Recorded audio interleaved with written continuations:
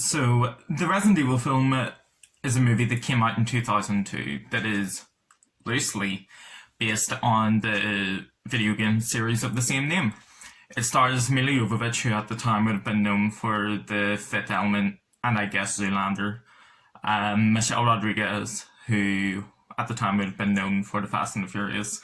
And it was directed by Paul W.S. Anderson, who made Event Horizon and, more importantly, Mortal Kombat. I am not here to drag any of these people. I have loved stuff that all of them have done. I'm not saying they've all been masterpieces, but The Fifth Element is one of my favourite movies. Ultraviolet is one of my favourite bad movies, you know, that film.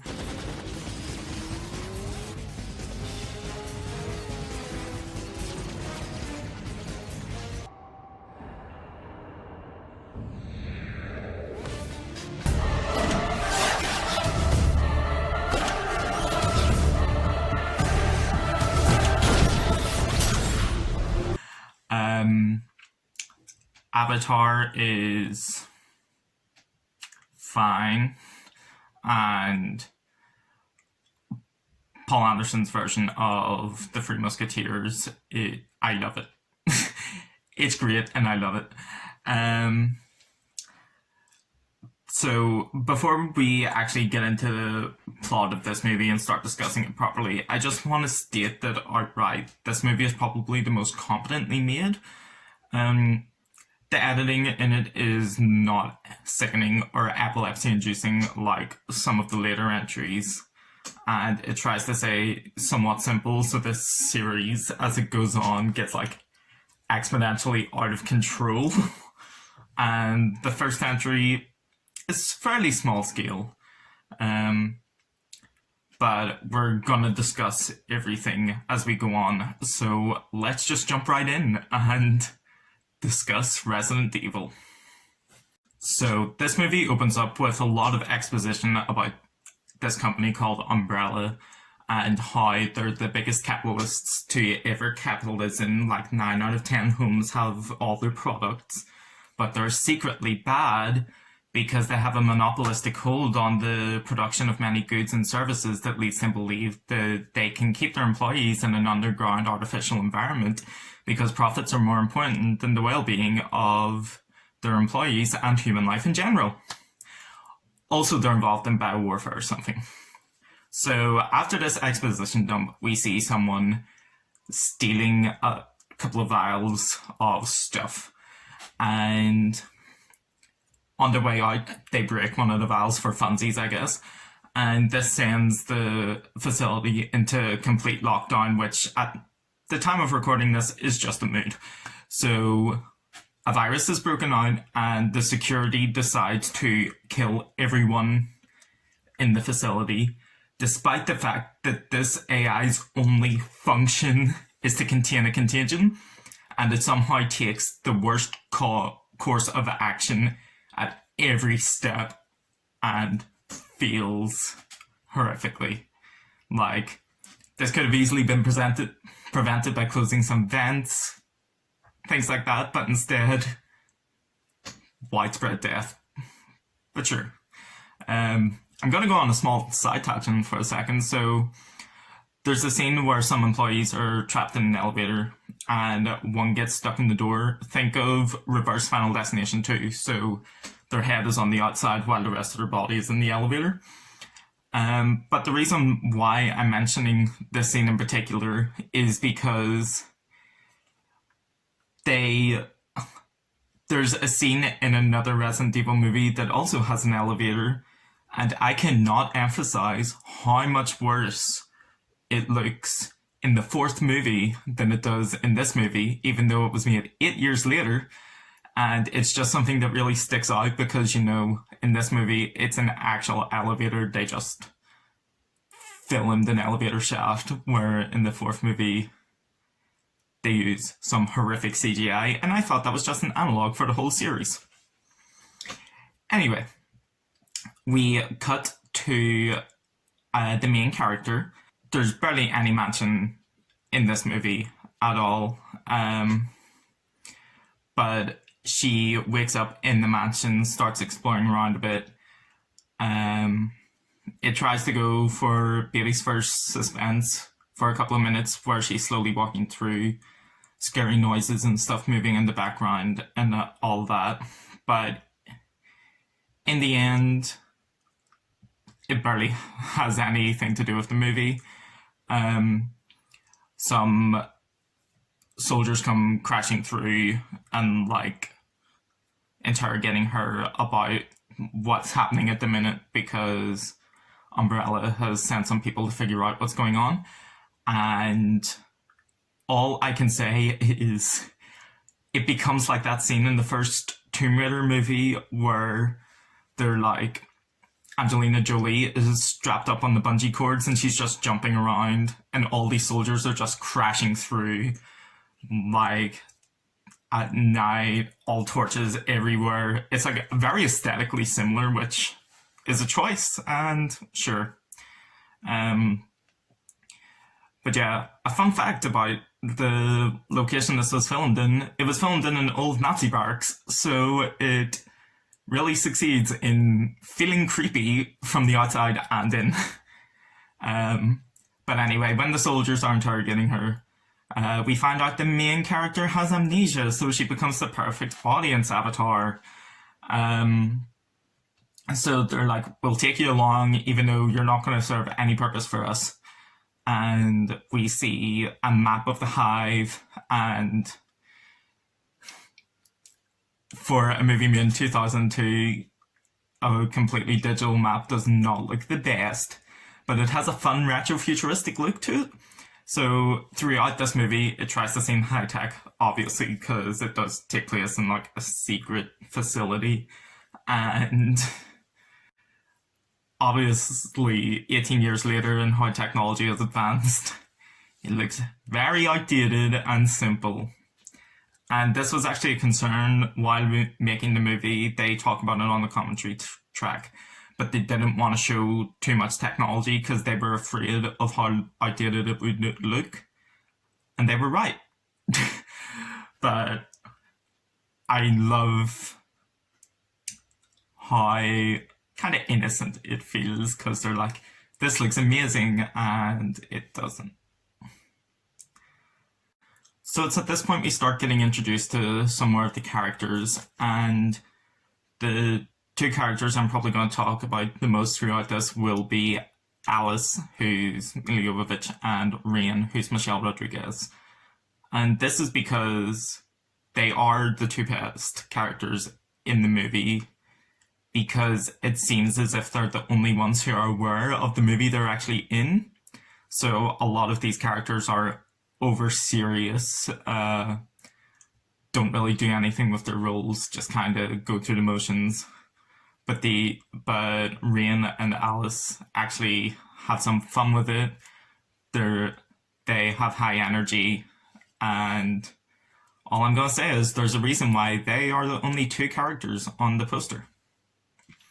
Anyway, the group starts heading towards the underground lab where they meet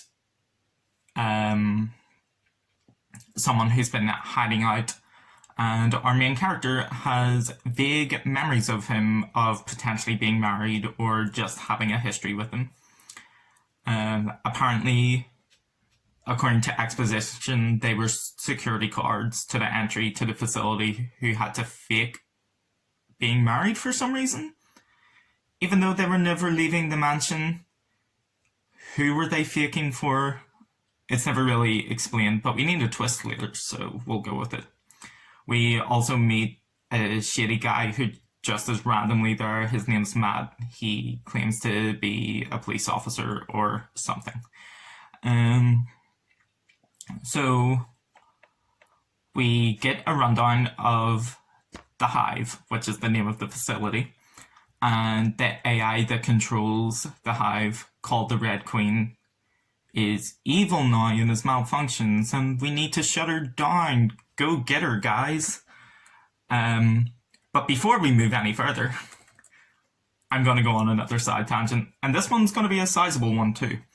So, if you've noticed, we have a villain named the Red Queen, a main character named Alice, who is going into an unfamiliar world that's underground. And it's kind of no secret that this movie, it has a lot of allusions to Alice in Wonderland. Throughout the movie, the Red Queen emphasizes cutting off everyone's head. Later in the movie, a white rabbit literally shows her the answer to the antivirus. Things like this. There's also a white queen in one of the later movies. And obviously the main character being called Alice, even though her name's not said in this movie. But I wanted to talk about this point, so I'm telling you. But there are a lot more tenuous points. So people saying Spence, the fake husband, is like the Cheshire Cat because he appears out of nowhere, or that Rain and one of the other soldiers are Tweedledum and Tweedledee. Like, some things can just be really a stretch. But this wasn't always the case, because apparently in initial drafts of the movie, the Alice in Wonderland symbolism was a lot heavier. And on rewrites, I guess, that Anderson realized that he was making a movie already based on an intellectual property and needed to focus on one without injecting another one into it. So he toned it down a bit. Now, I'm not saying this is bad, because obviously Alice in Wonderland's world does lead itself into a horror quite a bit. Look at Alice into Madness and things like that. It can work, but I'm just pointing it out because it's really interesting that this director had a story, and instead of focusing on adapting Resident Evil into a movie, he tried to turn it into an Alice in Wonderland allegory, which, it's a choice, and it's also fun when you know that a lot of the points are based off Alice in Wonderland. Like, you can keep an eye out, and yeah, just thought I'd mention it. So we're wandering through the hive a bit.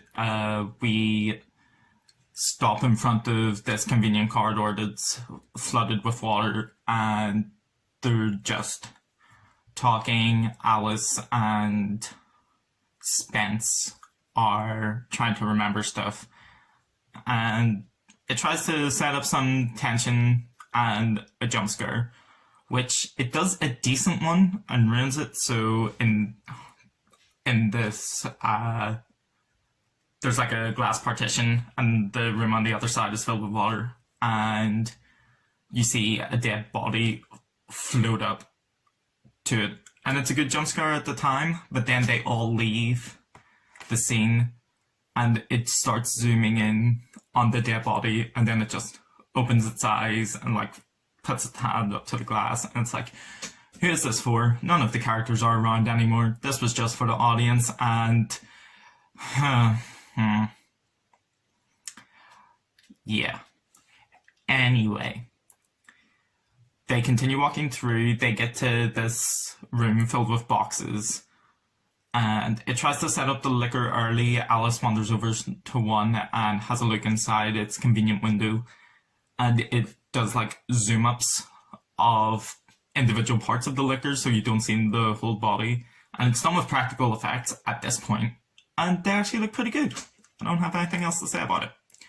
So most of the group go down to where the Red Queen is, and they try to gain entry to her chamber, but there's a security corridor, which they open up with a blood sugar monitor, just a fun fact.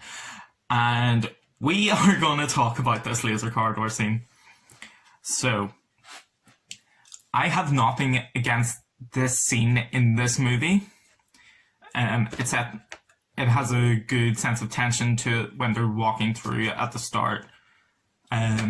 You feel as if something's going to happen as the captain is walking through, and nothing does. He makes it to the end, and he's like, it's safe, everyone else come in. But then the door closes behind him, and the crew starts getting killed off one by one. and on the outside they're trying to open the car door again to try and save them. So it's like, will anyone survive? Will they all die? Because this is like half of the cast of the movie in this deadly situation. So, and the kills kind of get better as they go on. So at the start, it's just someone getting their head cut off by a laser. And then the second one, the laser follows your height. So it's going along the ground and the guy jumps up and the laser goes up with him. And then finally, it goes into a full-on grid, which is great. And eventually when they do get the door open, it's like, will the security be tricked again? Because they said it was safe the first time. Who knows? It's great tension and I like it. But, dear God, did the laser corridor get overused quickly? So, the first time it was reused was in the fourth game, which I don't have too many problems with because that game is wacky as fuck. And I can accept them using it, Leon jumping all around doing it. I can accept that. But then it gets used in the third movie multiple times. And it's like, okay, have you got anything else? And then in the last movie, it uses a near identical scene from one of the third movie scenes. And because of how overused it got, I'm not the biggest fan of this scene anymore. I do like the idea that this point is a turning point for the movie because it shows, oh, there's real danger here. We just lost half our crew. And it kind of does, like in horror movies, everyone gets killed off one by one. So having such a big chunk lost in one fell swoop is a great choice. And I do think it's really interesting.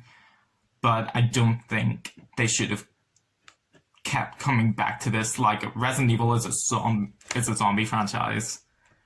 It does not need a laser corridor in every other entry. So one thing I think this scene actually highlights is the fact that this movie doesn't use a lot of gore. It lets your imagination do more of the work. So when the captain gets cubed up, it goes out of focus from him and focuses on Alice's reaction in the background.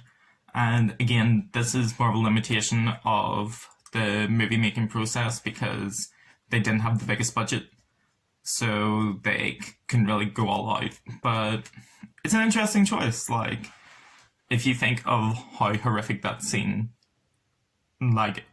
is, people are getting cut up left and right, and you don't actually see anything. It's an interesting choice. Anyway, turns out security is actually off this time. They go through into the Red Queen's chamber, and dear God, is this bitch so inefficient. So they are shutting her down for like 5 minutes, and she could mention the zombies at this point, that shutting her down is going to release zombies, but instead she just repeatedly asks to not turn her off, and keep saying they're all going to die down here with little explanation. And it's so maddening when you realize how quickly it could have been to be like, if you turn me off, you're gonna open all the doors and there will be zombies. But no, like, Kaplan, who is the tech guy, just keeps going like, don't listen to her. And all she is being like, please, please don't do it. Please, please, please don't do it. And it's like, for an AI, you haven't really learned anything, have you?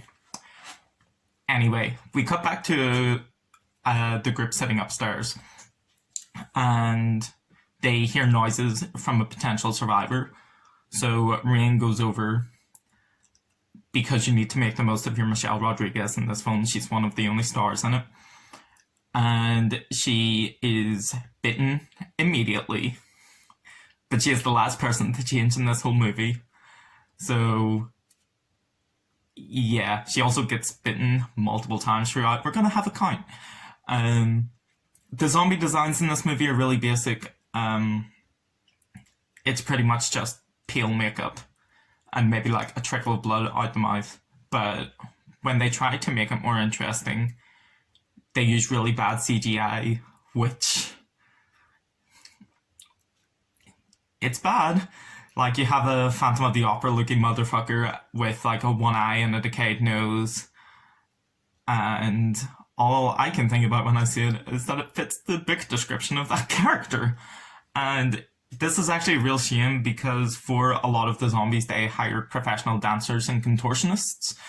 So the one you see with the axe, who like makes a crunching sound as he's walking, the actor who was doing that actually dislocated his ankle, and it ends up not mattering because the use of CGI over the stuff just overshadows it, and it's a shame. So anyway, a lot of zombies start appearing, the group all meet up together, and they're like, where's everyone else? And yeah, half the group's dead, and they're like, oh fuck. So JD, a character who I haven't mentioned because he's not really a character, he dies in this scene, but it's treated very bizarrely tragic. I imagine that this is because in the previous version of the script, the character had a larger role because it suddenly goes very slow motion, a lot of sad music swells up, and it's so over the top, like he's dragged into a pile of zombies and Rain is like dramatically reaching out and she gets bit again, we're up to 2. And he's maybe had 2 lines up to this point, and it's kind of it's a bit surreal, honestly, but yeah, I also think this is because, as I mentioned before, JD and Rain were Tweedledum and Tweedledee. So with Michelle Rodriguez being so big in the movie, I think they tried to make it more because she was essentially losing her other half. But JD is not a character in this movie, so you will not care when he dies. Like, it's just a weird editing choice more than anything else. So after they escape this room and escape all the zombies, it cuts back to that cage that the liquor was in and it escaping. And they threw out all practical effects that they had for this liquor and made it completely CGI, which, as I've mentioned before, looks bad.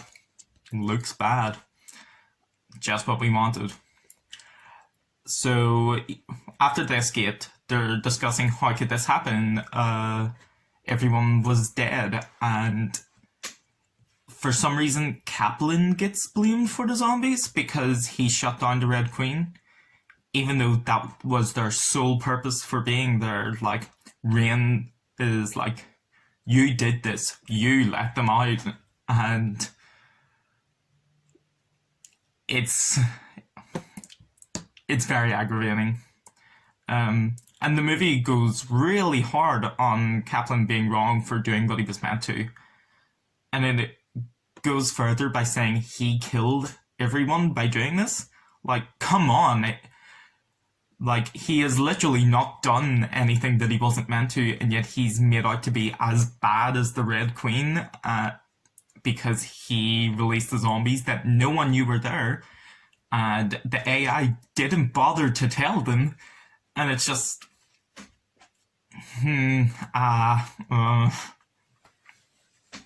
So, moving on from this, Alice is by herself for some reason now.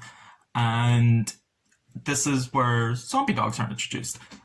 And the one good makeup choice of the production was the amount of effort they put into the dogs. They look great.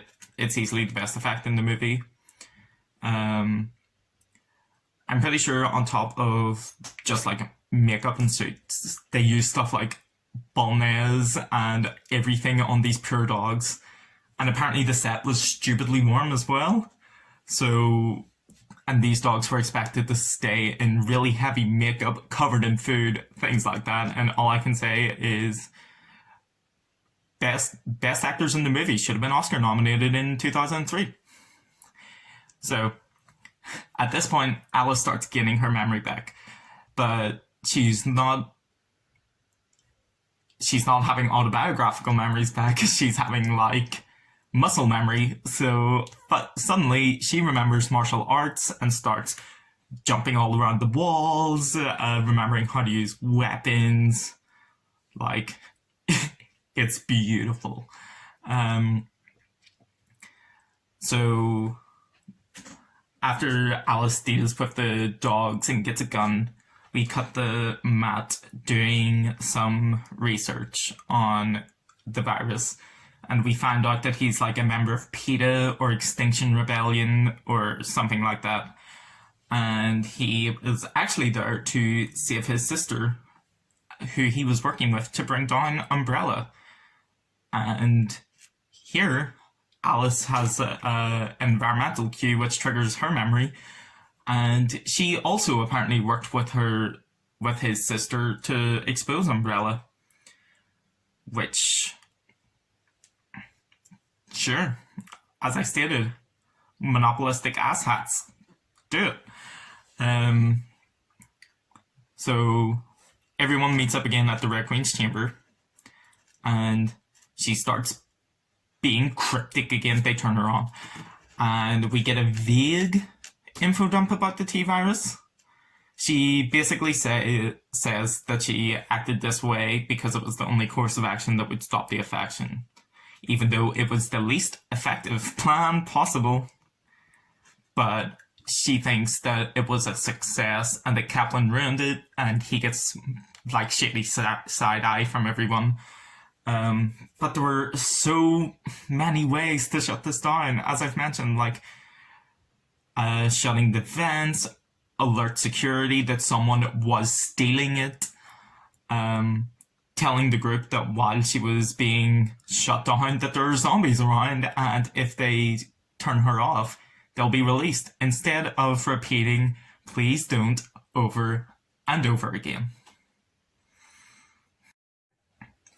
So while they're talking to the Red Queen, they threaten her by saying they'll shut her off permanently, and the Red Queen reveals that there's a way to escape through the sewers, and once they're in the sewers, they get attacked again. But Alice goes full-on martial arts. She does a prototype version of Black Widow's feminist vagina neck snap. And Rain is bitten 2 more times within the space of about a minute. Like, seriously, if this bitch wasn't played by Michelle Rodriguez, she would have been dead multiple times over at this point. And I wouldn't have as much of an issue with this, but any other character who has been bitten up to this point, they became full-on zombie in like 2 minutes. Like, we see JD, who got bitten after Rain, and he's zombified now, so whatever. They're escaping in like electrical hanging over the zombies, and Kaplan screws up by falling into the horde because anytime something goes wrong, we blame Kaplan. So the actual wiring collapses, but we know it's Kaplan's fault. He contemplates suicide for a bit because, like, he's broken his leg and he's in the middle of a giant horde. But he decides the convenient tunnel behind him is the way to go, so he tries to stay alive for a bit. One thing I will say up to this point is we see real reactions from the characters to these situations. Like, these characters feel real, especially when we compare it to characters in the rest of the movies. They have motivations, like our PETA activist or past Alice trying to stop chemical warfare, and they actually interact like normal people. So Rain being carried out, they're like, oh, you look like shit, we need to get you cleaned up, and she's like, yeah, like, I need to get laid after I get out of here. Like, you have a feeling that these are real characters, unlike the rest of the series. So yeah, just thought I would mention that since we're coming up to the end. As they're going through, Alice remembers some things, mainly that there's an antivirus, but she's still forgetting some other things, like if she betrayed Matt or not. So she follows the White Rabbit to the antivirus, and they get trapped in this room.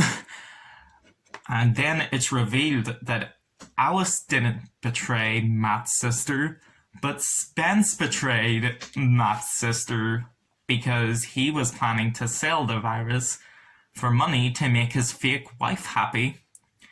And on remembering this, like, Spence hasn't been acting that shifty all movie because he's had amnesia as well.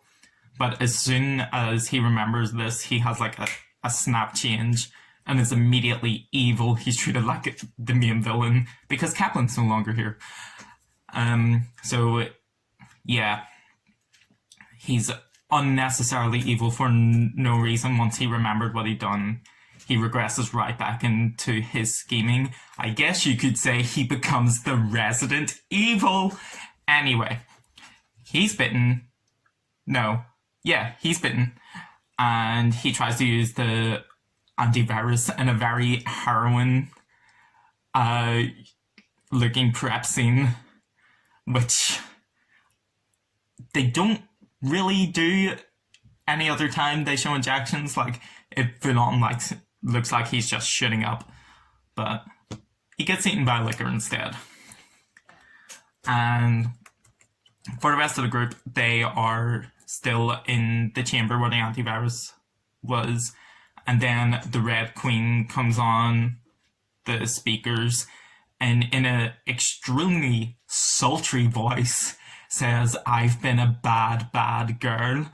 And it's a kid saying this, so there's no reason for it to sound so sexual, and it just makes me very uncomfortable. So they're talking with the Red Queen for a bit, and she reveals that she has saved the liquor for the final boss, literally. And she is like, you can go and face the final boss once you kill the infected Rain over there. And we know she's not going to turn until the very last point, so they're like, no, we need to save this for a dramatic twist. And the Red Queen just starts screaming, basically like a child having a tantrum. And Kaplan appears out of nowhere and saves the day. He's redeemed. We love a good redemption arc on this channel. So they make it to the train where Spence was going to escape and was shooting up. And we have a Rain's fake out death scene. Like, she stops responding. She slumps over.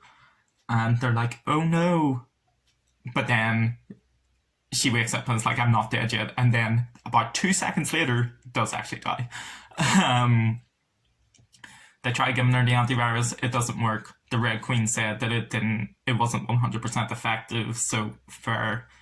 They start escaping. Kaplan dies a really thankless death. He's just like ripped out of the train from the side, and it's like, oh, sad. So while the liquor gets onto the train, Rain turns into a zombie, and now there's 2 threats. What are we gonna do, guys? But thankfully, this train, like all trains, has a very convenient trapdoor. So they trap the liquor on the trapdoor and open it up, and it burns against the tracks. Kind of like in Final Destination 3, where the guy is getting like ripped up against the tracks, like that, but with fire. So we make it to the mansion again, and Alice and Matt escape. Yay! But then immediately, once they get to the door of the mansion, guys in hazmat suits come and are like, you are infected, so we're gonna kidnap you and experiment on you, which it's a bit real at the minute.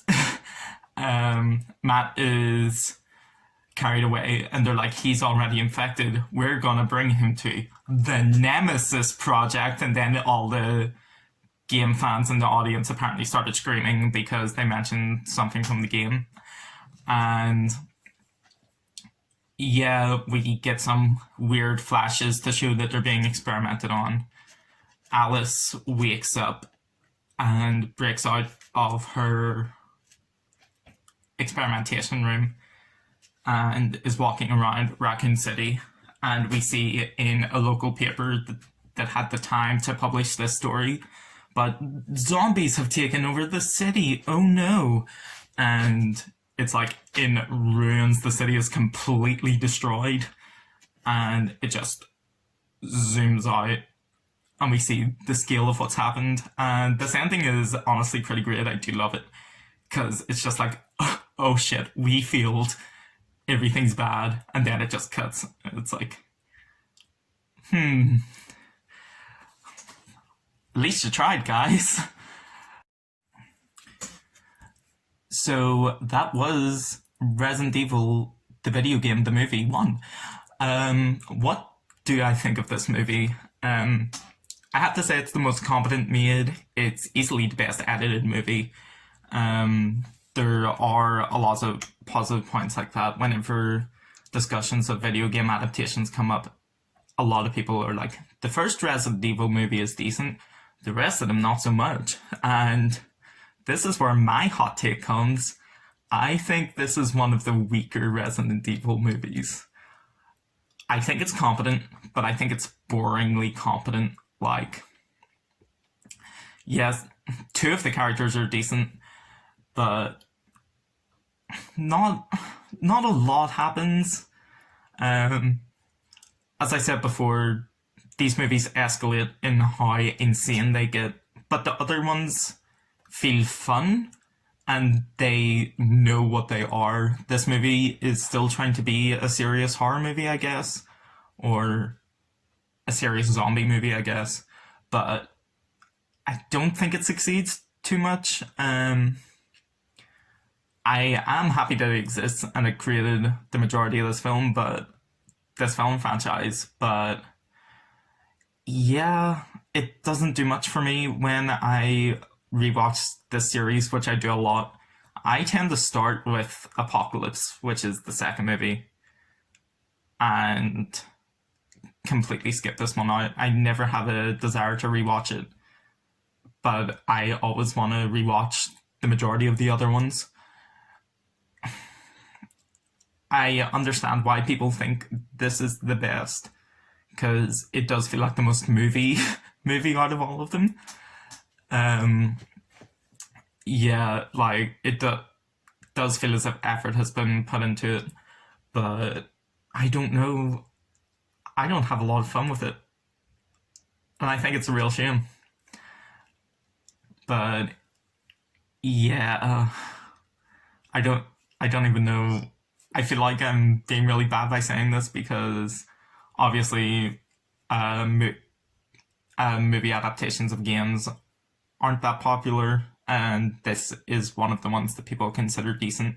So the fact that I'm out here being like, it's one of the worst in the franchise, it's a bit yikes. But yeah, that's all I have to say on this movie. It's competent, but boringly so. I can rewatch it, but I never have a desire to rewatch it. And there you go. Cancel me now. Yeah, next time I'm going to talk about Apocalypse, which ranks very high in my personal ranking. I don't think it's the best. The one I think is the best is going to like hurt people.